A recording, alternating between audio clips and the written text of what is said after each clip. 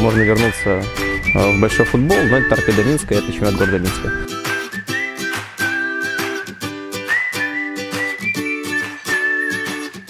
Вы представляли себе, что это такое, и то ли еще и требовал от нас, как от клуба с традициями, как бы всегда и разносы нам устраивало, если мы кому-то проигрывали, и там требовательный человек, и во многом благодаря ему, наверное, клуб, точнее не наверное, а благодаря ему клуб и остался. Спартанские условия были, очень фанаты помогали, потому что, насколько я знаю, фанаты скидывались на тот момент деньгами, чтобы в сезон войти. Как бы мы, футболисты, там тоже что-то минимальное где-то собирали. Занимались, где Анатолий Анатольевич Фомин нам мог выбить занятия. Это была и школа в Серебрянке, такой огородик небольшой. Занимались там пару раз в неделю, скидывались деньгами то на краску, то на какие-нибудь жалюзи, чтобы нам разрешали там переодеваться, в школе, чтобы не бесплатно как-то заниматься. Комфортчики переодевались и тренировались. Там не было, да, нынешняя моя кофта, не было трибун, не было раздевалок. Как бы трибуны были, но это уже все были гнилые скамейки, на которых приходили, отдыхали культурно и некультурно местные представители, местные люди. Вот. А мы прямо на трибунах переодевались. Я с собой с Малиновки брал воду 2 литра, чтобы можно было после тренировки хотя бы чуть омыться и ехать домой хоть чуть-чуть чище, чем это обычно было. Много разных. Мне понравился очень матч, финальный матч на чемпионате города как раз, как финальный, последний тур. И если мы выигрываем, то мы занимаем первое место. А если мы проигрываем, либо играем ничью, то звезда, когда там дубль или как-то вторая команда звезды, то они выигрывали. И мы играли на Семашко как раз, как бы они хозяева.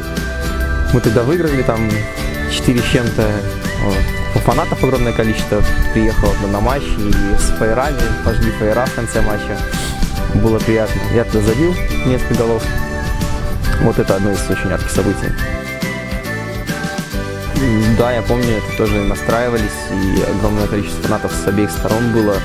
Для меня это вообще в новинку было, что на таком как бы уровне низком людей приходило на матчи больше, нежели чемпионат Беларуси, там высшая лига, там первая лига.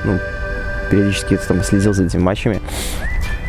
И тоже в этой атмосфере играть было очень приятно. Я помню, играли на Соке олимпийском.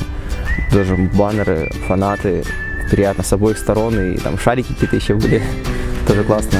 Потом фотографировались вместе с фанатами, и фанаты нас очень поддерживали, когда тепло с нами всегда общались, это было очень приятно.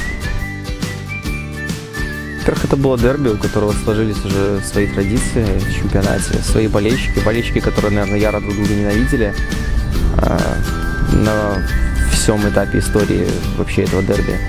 И вот это подогревало интерес. Сложилось, наверное, уже у меня такое как бы понятие, что надо благодарить людей за то, что они пришли. Это сплочает именно команду с болельщиками, а это важно. Приятно, что у людей до сих пор сохранилось желание поддерживать команду, следить за ней. Дорого стоит.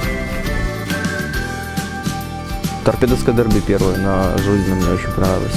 И та атмосфера, которая была тоже в высшей лиге, фейра, такое тоже не часто встретишь, как бы общий сектор, команды поддерживали, обе команды поддерживали трибуны, это очень приятно. Хороший момент. Мне всегда хотелось этим заниматься, любимым делом и получать какую-то отдачу. Отдачу с этого я получаю во время матча, от болельщиков, от тех же. То есть приятно, когда подходишь к болельщикам, они тебе потом говорят: Саня красавец, Саня молодец, Фил красавчик. То есть это очень приятно.